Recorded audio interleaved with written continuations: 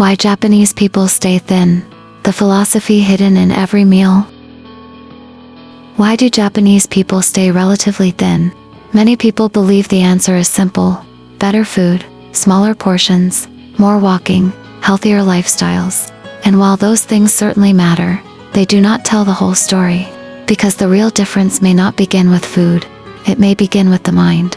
Today, millions of people struggle with overeating, not because they are weak, not because they lack discipline, but because modern life constantly pushes them toward consumption. Food is available everywhere. Advertisements follow us everywhere. Stress follows us everywhere. And many people have forgotten what hunger actually feels like. As a result, eating is no longer simply about nourishment.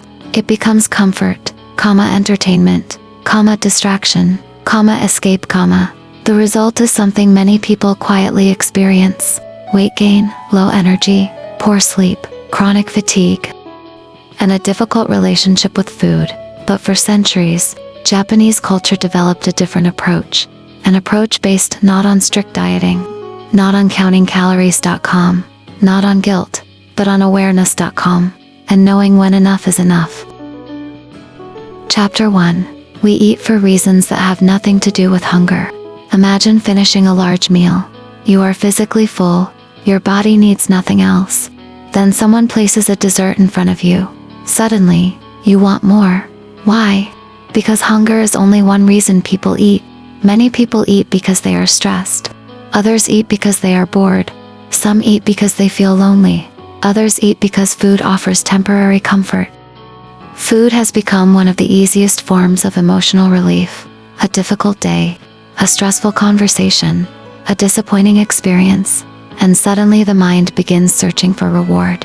For many people, that reward is food. The problem is not hunger. The problem is emotional eating. And emotional hunger can never truly be satisfied by physical food. Chapter 2. The modern world is designed to make you eat more. For most of human history, food was difficult to obtain. Today, food is everywhere.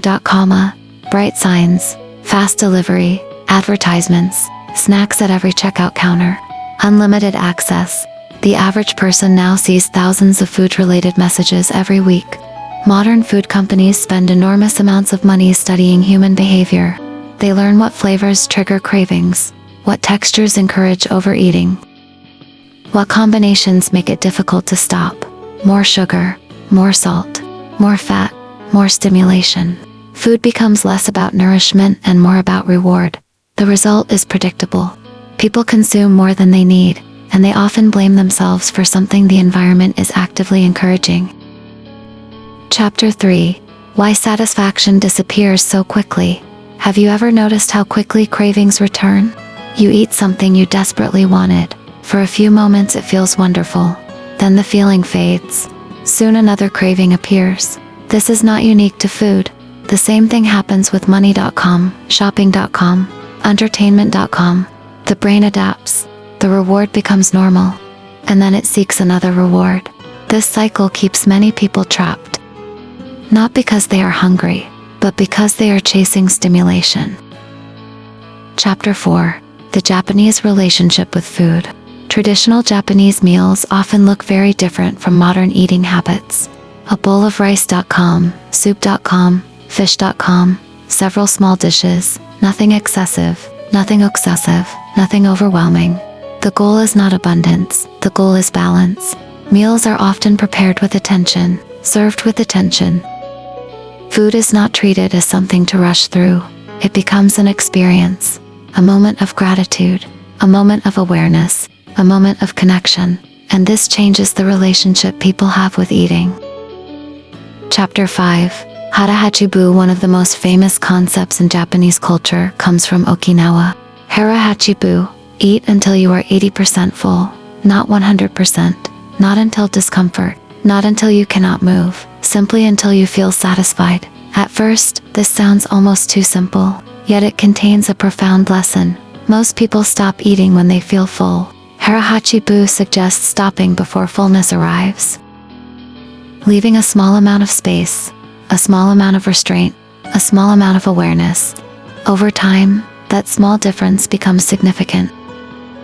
Chapter 6. Why slowing down changes everything. The body is slower than the mouth. The signal that tells you that you are full does not arrive instantly. Often it takes 20 minutes or more. But many people finish entire meals in less than 10 minutes. The food enters faster than the body can respond. As a result, people consume far more than necessary. Traditional Japanese dining often encourages slower eating. Smaller portions, multiple dishes, more chewing, more appreciation, less rushing. The slower people eat, the easier it becomes to recognize when enough has arrived.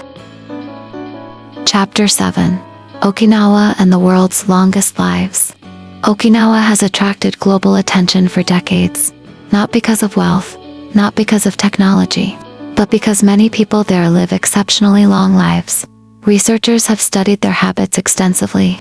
Again and again, similar patterns emerge: moderate eating, strong social connections, daily movement, purpose, community, and harahachibu. Their longevity appears to be the result of many small habits practiced consistently over time. Not one miracle solution, not one secret trick, just daily balance. Chapter 8. The philosophy of enough. Perhaps harahachibu is not really about food. Perhaps it is about life. Modern culture constantly tells us to consume more food, more entertainment, more money, more possessions, more productivity, more everything. But Japanese philosophy often asks a different question. What if enough is already enough? What if satisfaction does not come from having more? What if it comes from learning when to stop? This lesson applies far beyond the dinner table. It applies to shopping, to work, to social media, to ambition, to life itself. Final chapter. Why Japanese people stay thin. So why do many Japanese people stay relatively thin? There is no single answer. Food matters, lifestyle matters, culture matters. But perhaps the most important factor is awareness. Awareness of hunger, awareness of fullness, awareness of enough. Because health is rarely built through extreme diets. It is built through small choices repeated every day. Japanese wisdom reminds us that lasting health does not come from punishment. It comes from balance, not from deprivation, but from understanding when enough has already arrived. And perhaps that lesson can help us with more than food. Perhaps it can help us build a healthier relationship with life itself. Thank you for watching.